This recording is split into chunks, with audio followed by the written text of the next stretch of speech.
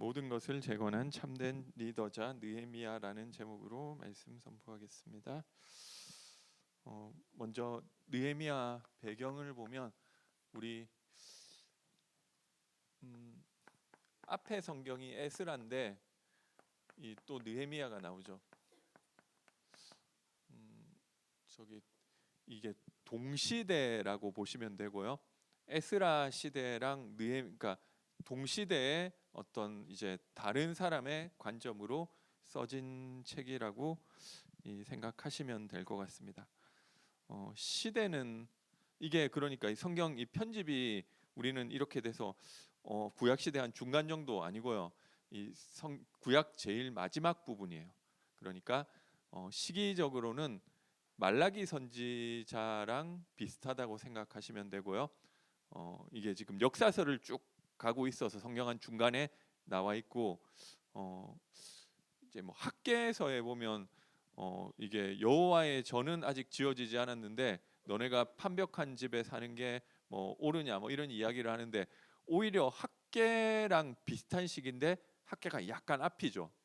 그래서 뭐 이거를 이 성경 배열이 시대 순으로 돼 있는 건 아니다 보니까 좀 그렇게 좀 이해를 하시면 될 것 같고요. 그래서 제가 뭐 그 새벽 기도 때도 말씀드렸지만 뭐 이게 이전에 성경 읽을 때는 그냥 통독으로 그냥 글자 문장을 이해를 했지만 이 성경 전체에서 이야기하는 게 뭔지는 뭐 알면 알고 모르면 모르고 그렇게 읽다가 RTS 들어가 가지고 이 성경이 얘기하는 게 뭐지? 라고 보니까 한마디로 이야기하면 에스라는 이 성전을 재건하는 이야기고 느헤미야는 성벽을 재건하는 이야기라는 거죠. 뭐 한마디로 한 단어로 이야기하자면 거의 비슷하잖아요. 아니 성전 재건하는 거 성경 한 권, 성벽 재건하는 거 성경 한 권, 똑같은 책 아니냐? 뭐 약간 겹치는 부분도 있고요. 뭐 이렇게 생각을 들더라고요. 그런데 어쨌든 뭐 제 이거는 뭐 어디 찾아본 거는 아니고 주석 본 거는 아니고 보니까 이게 무슨 똑같은 얘기를 왜 두 번 했을까 생각하다가 아 이거는 이 성전이라는 것은 예수님을 하나님 만나는 장소고 궁극적으로 이 그리스도를 말하는 거라고 있지 않겠나 제 개인 해석입니다. 뭐 어디 뭐 이렇게 돼 있는 데는 없는 것 같아요. 뭐 어쨌든 그리스도를 회복하는 내용들을 얘기하는 거 아니냐. 그리고 성벽이 재건된다고 하는 것은 또 비슷한 얘기지만 현장에 이 하나님 나라가 우리가 이야기하는 1, 3 뭐 이 내용을 조금 포인트를 둔 게 아니겠느냐 뭐 이렇게 생각을 하고 성경을 보니까 뭐 느헤미야에 그런 내용들이 많이 나와요. 저기 초실절을 지키는데 이 초실절이 수장절이잖아요. 같은 거를 다른 명칭으로 부르는 거거든요. 근데 우리가 생각할 때 이 유월절은 그리스도라 생각을 하고 저기 그 수장절은 이 수장절 초실절은 하나님 나라 이렇게 생각을 하는데 그래 이게 좀 맞는 것 같다 그냥 이렇게 좀 제 개인적으로 생각하게 됐고요. 이런 그래서 그리스도를 통해서 회복될 성전을 지었고 이 그리스도를 통해서 회복될 이 하나님 나라에 대한 내용이 아니겠느냐 뭐 이렇게 생각을 하고 있고요. 그러면은 만약에 이게 하나님 나라에 대한 내용이라고 하면은 이게 2000년이 아니죠. 한 2500년은 된 전에 성벽 지은 이야기가 아니라 지금 우리 현장, 지금 내 현장에 어떻게 하나님 나라가 임하게 할 것이냐라는 것을 좀 보여주는 책으로 좀 적용할 수 있는 거죠. 옛날에 이랬다더라. 그게 크게 의미 있는 게 아니잖아요. 뭐 느헤미야가 이런 일을 했고 누가 이렇게 방해를 그거 잘 알아서 뭐 하겠어요. 뭐 물론 뭐 나쁠 건 없지만 근데 중요한 것은 내 현장에 어떻게 하나님 나라가 임하게 할 것이냐. 그래서 이런 생각들은 하는 사람도 있고 뭐 안 하는 사람도 있겠지만 뭐 저는 좀 많이 한 것 같아요. 그래서 어 그런 생각 뭐 하신 분도 있겠죠. 우리 가정에 내가 예수를 믿는데 어떻게 우리 가정 가문에 하나님 나라 임하게 할 것이냐? 내가 학교에 갔는데 우리 학교에 어떻게 하나님 나라 임하게 할 것이냐? 내가 직장에 갔는데 이 현장에 하나님 나라가 어떻게 임하게 할 것이냐? 관심 없는 사람은 관심 없겠지만 뭐 그런 생각을 하시는 분도 있으시겠죠. 그러면 그 시작이 어디서 시작되느냐면 결국 이제 언약 붙잡은 한 사람으로부터 시작되는 것 같습니다. 여기 1장 3절에 보니까 성이 허물어지고 이 성문은 불타고 이런 소식을 듣게 됐죠. 이게 배경이 아마 에스라로 치면 한 4장에 그 아닥사스다 왕 때 르훔과 심세의 이 방해로 이 공사가 중단되는 일이 벌어지거든요. 아마 그 소식 그때 있었던 일이 아마 이 1장 3절이지 않겠느냐, 동시대니까 뭐 이렇게 생각을 하고 있고요. 그러니까 성이 무너지고 성문이 불타고 뭐 이게 이 현장에 하나님 나라가 무너지고 하나님의 이름이 땅에 떨어지고 제가 저기 고등학교 때 우리 학교에 막 좀 그러더라고요. 뭐 약간 그 하나님 하면은 좀 약간 좀 사람들이 좀 놀리는 용도로 쓰고 뭐 이게 뭐 그리고 또 우리 국사 선생님이 막 좀 수업을 하면서 우리 민족 뭐 이런 거 되게 강조하시더라고요. 막 우리 고구려가 얼마나 대단한 민족이었었고 뭐 그런데 그 이야기를 하면서 또 기독교를 또 많이 까더라고요. 그래서 뭐 이런 일들이 뭐 있죠. 우리 내가 듣기에 좀 안타까운 일들, 우리 뭐 뉴스에서나 현장에서 이거 하나님의 이름이 완전 땅에 떨어지는 이런 일들이 뭐 있는 것이죠. 그런데 그 문제와 사건은 항상 있는데 그거를 어떻게 보느냐가 중요하죠. 그래서 1장 4절에서 7절에 1장 3절에 이 성벽이 무너지고 성문이 불타고 이 사건을 느헤미야라는 사람은 어떻게 보느냐면 말씀의 눈을 가지고 이 문제를 적용을 한 거죠. 그래서 이 주의 종 모세에게 명령하신 계명과 율례와 규례를 지키지 아니하였나이다. 우리가 말씀 놓쳤기 때문에 이런 일이 벌어진 거 아니냐. 모세에게 명령하신 뭐 그 내용들을 이게 단순한 문제가 아니라 그 눈으로 보고 그리고 또 그때 선포된 말씀을 나의 언약으로 붙잡았죠. 그 말씀, 우리가 하나님께서 모세를 통해서 명령하신 계명과 규례와 율례를 지키지 않을 때 우리가 이런 하나님이 이런 심판을 하시겠다. 이 말씀을 붙잡으면서 또 옛적의 주의 종 모세에게 명령하여 이르시되 만일 너희가 범죄하면 너희를 여러 나라 가운데 흩을 것이지만 만일 내게로 돌아와 내 계명을 지켜 행하면은 이 땅 끝에 있을지라도 뭐 이렇게 돌아오게 하리라 하신 이 말씀을 청하건대 기억하옵소서. 말씀을 이전에 선포된 말씀을 나의 언약으로 붙잡고 기도하기 시작했어요.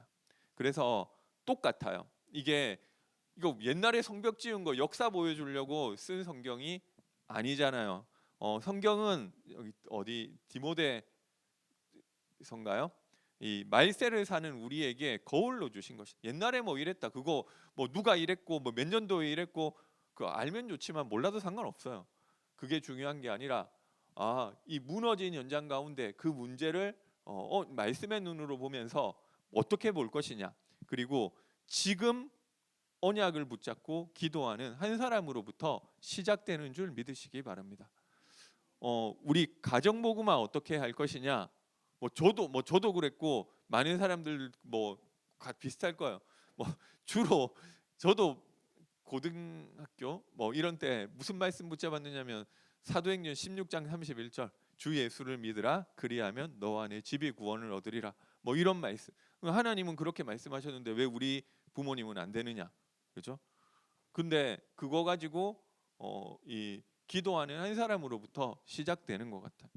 그래서 이번에 저기 캠프 때도 여러 현장 갔는데 뭐 저기 둘째 날은 제가 저기 포레온 거기 갔는데 뭐 그 현장을 어떻게 복음화할 것이냐라고 했을 때 그 사실 엄두도 안 나죠. 근데 다 똑같고 마찬가지예요. 우리 가정 가문 어떻게 우리 가정은 안 되는 완전 우상 숭배하는 가정이 안 되는 가정. 여기 씨도 안 먹힌다고 다 그렇게 생각하죠. 딴 데는 다 돼도 여기는 안 된다 생각하는데 중요한 것은 말씀을 언약으로 붙잡고 기도하는 그 한 사람으로부터 시작이 되는 줄 믿으시기 바랍니다. 그러니까 참 말이 안 되는데 이거를 하게 해달라고 이거를 이 현장에 하나님 나라 임하게 해달라고 기도하는데 이 신기하게 그 느헤미야라는 사람이 언약의 여정을 걷게 된 거예요. 언약으로 붙잡았더니. 그래서 11절에 보니까 그 기도를 하고 있는데 그때 내가 왕의 술관원이 되었느니라. 좀 뜬금없죠. 그러니까 이전의 직업이 뭐였는지 모르겠어요. 뭐 무슨 직업이었는지 모르겠지만 내가 이 무너진 현장을 살리는 그 기도를 하고 있는데 갑자기 왕을 만날 수 있는 자리로 문이 열려진 거예요. 이거는 비슷한 것 같아요. 내가 우리 학교 현장 놓고 기도하고 있는데 그 학교 현장 복음화 말은 뭐 이게 뭐 우리 뭐 대형고등학교 복음화 뭐 말은 좋은데 어떻게 할 거냐고요. 이게 뭐 없잖아요. 그런데 그 기도를 하고 있는데 뭔가 길이 생기는 거예요. 제가 그 기도를 하는데 제가 뭐 기독교 동아리 장하라고 하더라고. 근데 제가 막 이거 막 하면 못 하고 싫고 그 말을 안 하고 그냥 하겠다고 했어요. 그리고 그거 기도하고 있는데 전도할 수 있는 문이 하나님이 열어주시면 되는 거잖아요. 그렇죠? 이래서 처음에는 뭐 그런데 이거는 가려면은 저기 이 예루살렘으로 가야지 왕 옆에서 술 맡은 관원장 해가지고 뭐 하냐고요. 뭐 연관이 없는 것 같은데 그런데 이게 말씀 붙잡고 기도한다는 게 문이 열리는 거예요. 내가 그렇게 한 게 아니라 나 표정 안 좋으니까 왕이 너 뭐 때문에 안 좋으냐니까 지금 우리 고향이 이렇게 되고 이렇게 돼가지고 하는데 그러면은 너가 거기 그냥 총독으로 가라고. 이게 황당한데 그게 그래 우연히 그렇게 됐다 생각할 수 있겠죠. 근데 근데 이 사람은 이거 놓고 기도했어요. 근데 그거 할 수 있는 자리로 갔어요. 그죠? 이게 그래가지고 시작된 거예요. 무슨 뭐 자기가 뭐 성벽을 다 만들고 그 무슨 자기가 그 사람들한테 뭐 이 하나님 말씀을 뭐 낭독하고 뭐 그리고 뭐 저기 초실절을 지키고 뭐 안식일을 지키고 그걸 어떻게 하느냐고요. 그거를 어떻게 하느냐면 할 수 있는 내가 안 되는 사람인데 그 말씀 붙잡고 기도하고 있는데 하나님이 할 수 있도록 문을 열어주셨어요. 이거는 똑같은 것 같아요. 옛날에 그랬다더라. 그게 중요한 게 아니라 지금 이 현장에 하나님 나라 임하고 이 현장 복음화할 수 있도록 하는데 그 말이 안 되는 얘기예요. 내가 지금 뭐 아무것도 없다니까요. 뭐 느헤미야 이전 직업이 뭐였는지 모르겠지만 근데 하나님이 그거 할 수 있도록 문을 열어주시는 거예요. 그렇죠? 이게 빨리 열릴 수도 있는데 천천히 열릴 수도 있겠죠. 그러면 되는 것입니다. 그 언약의 여정을 가는 것이죠. 그리고 하나님이 주신 그 응답받는 자리로 내가 갔어요. 그러면 가면 또 다르게 보이는 게 있죠. 그것을 가지고 언약을 구체화하는 시간을 가졌죠. 처음에는 그냥 막연하게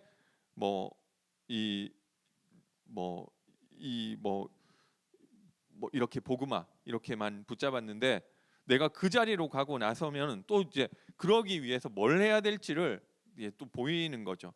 2장 12절에 보니까 그래서 이제 이 느헤미야가 이 그 거기 이제 감독으로 가게 됐는데, 그러고 나서 이제 뭘 했느냐면 2장 12절에 보니까 내 하나님께서 예루살렘을 위해서 무엇을 할 것인지 내 마음에 주신 것을 내가 아무에게도 말하지 아니하고 밤에 일어나 몇몇 사람과 함께 나갈새 내가 탄 짐승 외에는 다른 짐승이 없더라. 내가 예루살렘을 위해 무엇을 할 것인지 하나님이 내 마음에 주신 것, 이것을 가지고 내가 현장에서 그러면 실제로 무엇을 할 수 있을지를 이 구체화하는 거죠. 이것을 말하자면 우리 좀 더 말은 세계복음화인데 세계복음화에서 내가 뭘 할 것인지, 그리고 뭐 이거를 생각을 해보는 것이죠. 이걸 CVDIP라고 하고, 그 눈을 가지고 13절에서 18절에 보니까 하나님이 주신 이 언약의 눈을 가지고 그것으로 보고, 그것으로 꿈꾸고, 그것으로 생각하고, 그것으로 실천하는 내용들. 그래서 뭐 그리고 그 사실을 나 한 명이 가지고 있었던 내용인데, 그거를 이 17절 보니까 후에 그들의 귀족들, 방백, 제사장, 지도자들에게 후에 그들에게 이르기를 우리가 당한 공경은 너희도 보고 있는 바라. 예루살렘이 황폐하고 성문이 불탔으니 자 예루살렘 성을 수축하여 다시 수치를 당하지 말자 하고, 또 그들에게 하나님의 선한 손이 나를 도우신 일과 왕이 내게 이런 말씀을 전하였더니 그들의 말이 일어나 건축하자 하고 모두 힘을 내어 이 선한 일을 하려 하매. 통하는 사람은 하나님이 주신 거죠. 그래서 오늘 뭐 제목이 리더인데, 제가 이거는 성경 얘기 아니고 정치 쪽에 일할 때 그냥 들은 이야기예요. 리더는 꿈과 비전을 제시하는 사람이다. 정치인으로서 이 제가 있었을 때가 저기 이명박 대통령 때고, 이제 또 박근혜 대통령이 대통령은 아니었지만 되게 많은 영향력을 끼치고 있었을 때거든요. 그래서 그때 이제 이명박 대통령이 주장했던 내용이 뭐냐면은 그 4대강, 그리고 뭐 처음에 4대강이 아니라 처음에는 대운하였죠. 근데 그 부분에 대해서 저는 좋게 생각을 해요. 이게 4대강이 맞니 틀리니를 떠나서 이 정치인으로서 자기가 미래를 꿈꾸고 그리고 제시하고, 이거는 정치인으로서 굉장한 강점이에요. 특별히 사람들 안 하고 싶으니까 안 하고 나는 하고 싶은 거 없고 이거 하는 게 아니라 나는 대통령이 되면 이걸 하겠다. 그러니까 그 이명박 대통령이 좀 약했던 부분은 그것을 그 CEO 출신이다 보니까 오너가 명령하면 기업 회사는 가는 거잖아요. 그러니까 사람들에게 좀 그런 것들을 잘 소통하지 못했다. 이거는 좀 정치인으로서의 약점일 수 있지만 꿈을 가지고 내가 꾸고 제시하고, 이거는 장점이라고 봐요. 뭐 그러고 보면 저기 대통령들이 다 하나 정도는 있었죠. 뭐 박정희 대통령은 이 우리나라 경제 발전, 그리고 뭐 이 김영삼 대통령은 이 금융 실명제, 뭐 그리고 뭐 김대중 대통령은 뭐 남북 저기 평화, 그리고 뭐 노무현 대통령은 좀 권위주의 같은 거를 타파하는 걸 좀 얘기를 했었고, 근데 그 당시 제가 봤을 때 박근혜 대통령은 확실하게 이 사람이 뭘 하겠다, 이거 비전을 제가 잘 모르겠더라고요. 그럼 제가 봤을 때는 그거는 뭐 특별하게 뭐 공격받지 않는 요소인지는 모르겠지만 이 장점은 정치인으로서 아주 뛰어난 것 같지는 않아요. 근데 어쨌든 리더는, 이게 제가 뭐 누가 맞고 이런 얘기를 하는 게 아니라 리더는 꿈을 꾸고 내가 가진 꿈을 제시하고 소통하고, 그런데 그거를 하나님이 주신 내 말씀을 가지고 내가 꿈꾸는 것을 가지고 구체화해서 사람들하고 소통하니까 사람들이 힘을 얻는 거, 그죠? 여기서 시작되는 거.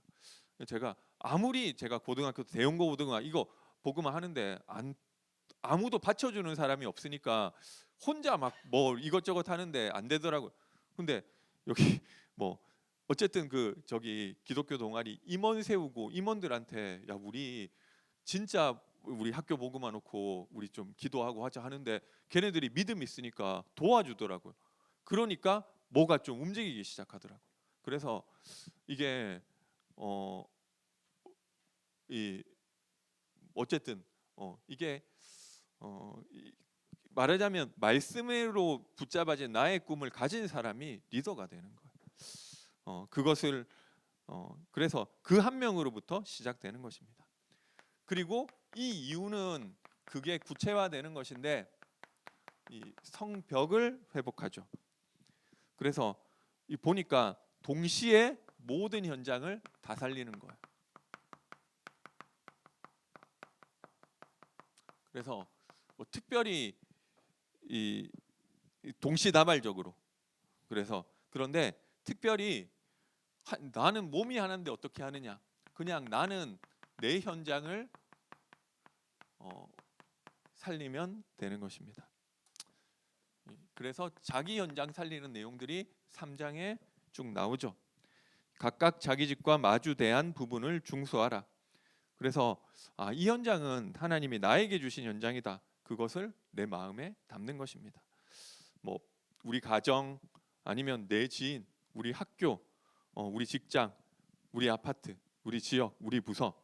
그래서 나와 관계된 부분은 내가 좀 책임지겠다. 이렇게 나의 현장을 마음에 확정하는 것이 그게 안 되더라도 좀 시작이 되는 것 같습니다. 그리고 그러면은 이게 막 일이 되어지느냐고 하면 여기 성경에 보니까 방해하는 사람이 일어났죠. 뭐 산발랏, 이 도비야, 뭐 이런 사람들 이름이 나오는데 그런 일이 생길 때 그냥 이상하게 생각하지 말고 이거는 성경에도 그렇고 당연하다 이렇게 생각을 하세요. 우리 가정복음만 놓고 기도하고 있는데 막 교회 가면 핍박받고 뭐 이런 일들 당연히 일어나죠. 그래 당연하다. 그래서 이걸 어떻게 이런 일이 일어날 수 있지가 아니라 당연하다 생각하시고요. 그런데 하나님의 뜻이면 아무리 크고 위험한 일이라도 승리한다. 그렇게 생각하시고요. 요한일서 5장 14절이죠. 그를 향하여 우리의 가진 바 담대한 것 이것이니 무엇이든지 그의 뜻대로 구하면 들으심이라. 결국 말씀대로 되고 결국 언약 가진 자가 승리하는 줄 믿으시기 바랍니다. 그런데 이 영적 무장하면서 일하라고 하죠.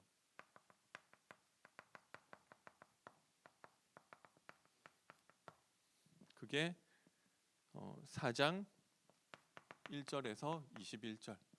여기서 일이라는 것은 일도 있지만 여기서 성벽 세우는 일, 하나님 나라가 임하게 하는 그것을 하는데 방해한다고 안 하는 것이 아니라 영적 싸움을 하면서 하는 것입니다. 그래서 절반은 일하고 절반은 싸우라. 이게 4장 16절이죠. 그리고 한 손으로 일하고 한 손에는 병기를 잡으라. 한편으로는 하나님 나라 임하도록 하고 그리고 한편으로는 영적 싸움하고 그리고 밤에도 바수해라.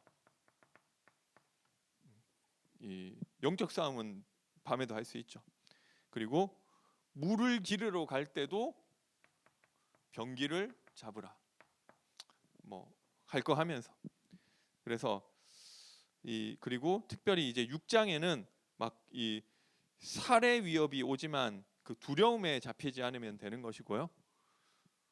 이거를 계속하는 거예요. 예, 제가 보니까 진짜 그래요. 중요한 이 생명 운동이 일어나기 전에 뭐 이럴 때 항상 어려움 있고 방해 있고 그런데 거기서 이제 두 가지 중에 하나죠. 제가 달리기 하다가 이게 약간 제가 안 해봤는데 이거 뭐 몇 달 하니까 이 통증이 심하고 통증이 생기고 부상 오고 이러더라고요. 이래서 달리기를 하다가 그만두는구나. 제가 좀 절고 다녔거든요. 그러니까 6월부터 시작해가지고 그래서 제가 그때 이래서 여기서 그만두거나 계속하거나 이래서 그냥 계속 못하는구나 생각을 했는데 뭐 어쨌든 뭐 하니까 지금은 좀 더 괜찮아졌어요. 그러니까 어려움 오는 거는 당연한데 계속 영적 싸움 하면은 그 다음 시간표가 열려지죠. 그래서 이 가난한 자들이 와서 도와달라고 해요. 여기 보니까 그러니까 뭐 이 어떻게 보면 거짓대가 와가지고 도와달라고 한 건지 뭔지 모르겠는데, 근데 이상하게 이거를 놓고 기도하는 가운데 그 일이 일어났어요.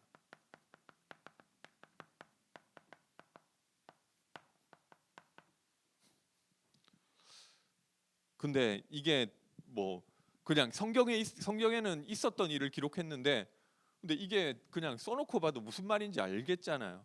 그냥 거지들 도와주라는 얘기가 아니라 영적으로 가난한 사람이, 내가 영적 싸움하고 이 영적인 얘기로 봤을 때 영적으로 가난한 사람이 나에게 와서 도와달라고 하는 거예요. 그죠? 옛날에는 그렇게 복음 전에도 막 우리 저기 그 뭐 이번 캠프 때도 뭐 이번 캠프뿐만 아니라 가는 그 저기 김금남 장로님하고 현장 가니까 뭐 여러 군데 현장을 다니시니까 썩 반가워하는 데 없더라고. 다 배척하는데, 그런데 영적 싸움하고 시간표 되고 하나님 나라 임하면은 그 중에 사람들이 다 환영하는 거는 아닌데 영적으로 가난한 사람이 나를 도와달라고 해요. 이게 이런 일이 있다니까. 제가 뭐 그때도 말씀드렸지만 맨날 내가 그렇게 복음 전하고 하려고 하는데 아무도 안 받다가 어느 날 그 제 친구가, 자기 아는 친구가 저기 불신자인데 교회 다니고 싶은데, 그 교회 다니기 전에 내가 말씀 좀 전해주고 좀 이렇게 해좀, 교회 갑자기 다니려니까 못 다니겠다고 내가 좀 해주면 안 되느냐. 이런 이런 일도 있구나. 맨날 그렇게 막 복음 전하려고 해도 안 하는, 그러니까 그렇게 막 열심히 하다가 안 된 그런 게 있어서 그러는지도 모르겠는데 나한테 와서 복음 전해달라는 사람도 생긴다니까요. 그런 일이 있는 거예요. 그래서 이 갈급한 자가 만나진다는 거예요.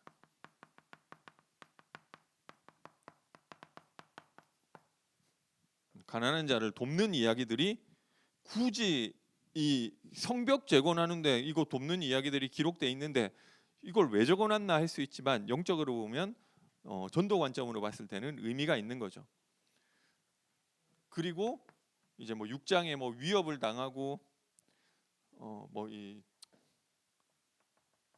이런 내용들이 6장에 나오는데, 어쨌든 그런 것들을 넘어서서 이제 지도자를 세우는 거야. 그러니까 이게 무슨 말, 이거는 제가 뭐 그냥 성경을 그냥 제가 쭉 읽었어요. 그러니까 이게 무슨 주석 본 게 아니고, 근데 이거는 우리 그냥 다락방 메시지 보는 사람은 다 그냥 이해가 되잖아요. 그러면 현장에 하나님 나라 임하게 하려면 어떻게 하느냐면 영적으로 갈급한 자들에게 도와주고 복음 전하는데 그 중에 제자를 세우는 말이잖아요. 그 중에 제자가 있는데 어느 순간 이 제자를 세우는 시간표가 온다는 거죠. 그 일이 일어나니까 신기하게 성경에 기록되기를 대규모 기환이 일어나요. 이 바벨론의 포로들이 한 번에 다 돌아온 게 아니라 찔끔찔끔 돌아왔는데 이 시간표에 하나님은 73절, 뭐 7장 5절부터 73절인데 왜 이렇게 많으냐? 이거 명단을 다 기록한 건 아니지만 어느 가정, 어느 집안 몇십 명, 어느 집안 몇 명, 어느 집안 몇 명, 이렇게 쭉 명단을 기록해 놓으니까 이게 절수가 많죠. 그러니까 여기까지 시스템을 만들어 버리니까 한 명도 복음 안 받고 튕기던 데서 대규모로 돌아오는 일들이 벌어지는 거죠. 그러니까 이미 영적으로 하나님 나라 임하고 강한 자가 결박되니까 그 세간을 늑탈하게 되고, 우리 현장에 하나님 나라 임하면은 막 돌아오는 일들도 일어나는 거죠. 여기서 이미 하나님 나라가 임했고요. 그 증거를 가지고 이 초막절을 지키는 내용이 8장 13절부터 18절인데, 이 초막절이라는 것은 이 수장절과 같은 것이고 하나님 나라가 임했다는 표시로 이 초막절을 지킨 거죠. 그러니까 이게 되게 막 뭐 주석 찾아보는 게 아니라 그냥 이런 이야기네, 이렇게 좀 보여지더라고요. 그러고 나서 이렇게 그러니까 많은 사람이 돌아오고 하나님 나라 임하고 이 현장이 회복됐을 때 마지막 이제 후속 캠프의 내용인데, 그러고 나서 그럼 8장 이후에는 뭐 성벽 다 지어지고 포로에서 돌아오고 그 8장 이후는 무슨 내용이냐 했을 때, 이제는 좀 영적 회복을 하는 것이죠. 이 하나님의 율법책의 말씀을 읽어요. 하나님의 말씀이 나에게 임하는 거죠. 이 백성들을 모아놓고 율법책의 말씀을 18절까지 초막절에 다 모였을 때 하나님 율법책의 말씀, 그때는 우리처럼 성경을 다 가지고 있던 게 아니고 하나님 말씀 뭔지 몰라요. 사람들을 모아놓고 이 하나님의 말씀 율법책을 읽는 이 일이 벌어졌는데, 그 말씀을 듣고 사람들이 눈물을 흘리고 막 통곡을 하고 땅을 치고 금식하고 뭐 난리가 나죠.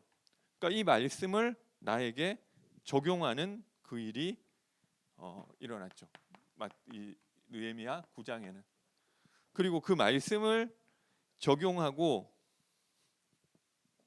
하나님과 새롭게 하나님의 언약을 우리가 진짜로 하나님 앞에 이런 언약을 붙잡는다고 언약을 갱신하는 시간을 가지게 되고요. 그래서 그 언약 갱신한 사람의 명단을 이 영원히 남는 자로 10장에는 기록해 놨죠. 10장 1절에서 27절. 이 이름이 나오니까 좀 긴 거죠. 그러고 나서 이제 하나님과의 이 관계 회복하는 그 내용들이 나오는데요. 일단 이게 외적인 부분이고 실질적으로 하나님과 관계가 회복될 수 있는 내용들을 이 이후에 나오는 것이죠.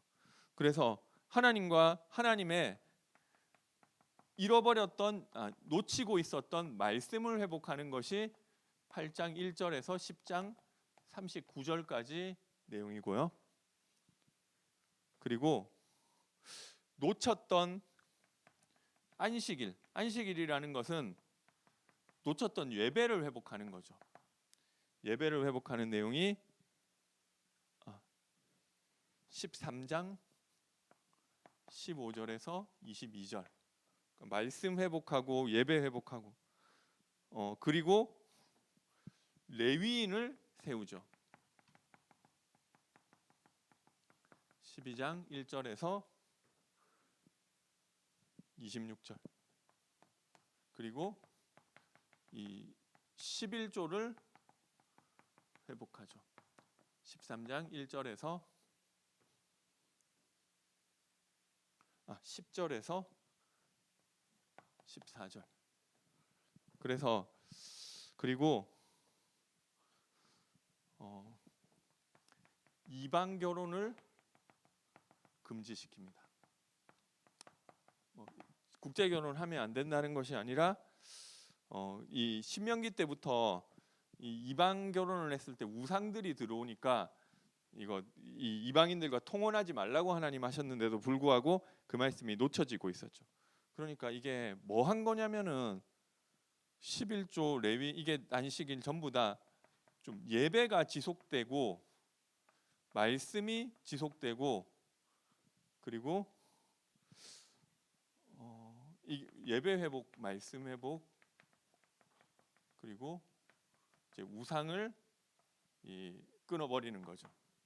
이 내용들을 그러니까 실질적으로 그 하나님과의 관계를 회복하고 말하자면 이게 후속 캠프의 내용인데 이렇게 이 현장에 하나님 나라 임하면은 그 현장에 예배를 지속될 수 있도록 예배를 회복하고 말씀 회복하고 우상을 버리고 이렇게 이 현장을 마무리하면 되겠습니다. 이렇게 어떻게 보면 캠프의 내용들을 보여주고 있는 것이죠. 예, 결론 말씀드리겠습니다. 그래서 막 대단한 막 이런저런 일이 있는데 결국 중요한 것은 하나님과 중심이 통하는 언약 붙잡은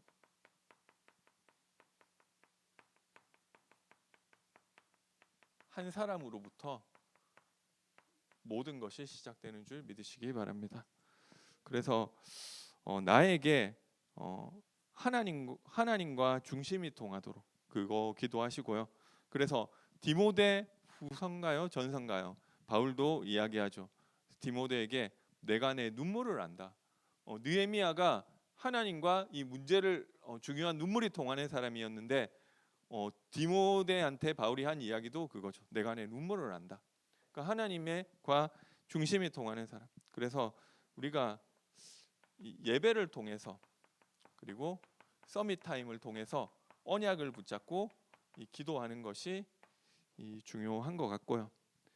그리고 좀 우리가 모든 현장 다 갈 수 없기 때문에 나의 현장을 결정하게 되시기 바랍니다.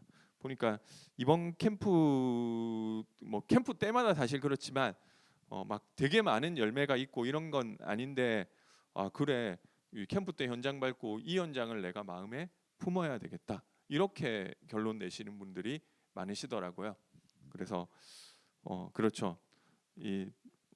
막 대단한 역사 일으키는 것이 아니라 내가 이 한 사람으로 응답받아야 되겠다. 나의 이 현장을 내가 마음에 품어야 되겠다.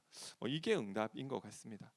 그리고 내 현장에 나의 성벽 재건. 이 말은 내 현장에 하나님 나라 임하도록 이 전도를 위한 작은 실천에 도전하시기 바랍니다. 예, 기도드리겠습니다. 사랑의 하나님 은혜와 사랑을 감사드립니다. 언약 붙잡은 한 사람 느헤미야를 통하여 하나님께서 무너진 예루살렘 성전을 회복하신 것처럼 무너진 우리 현장에 하나님과 눈물이 통하고 중심이 통하는 한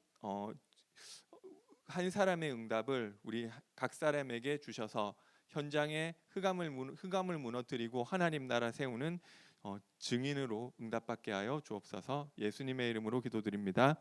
아멘.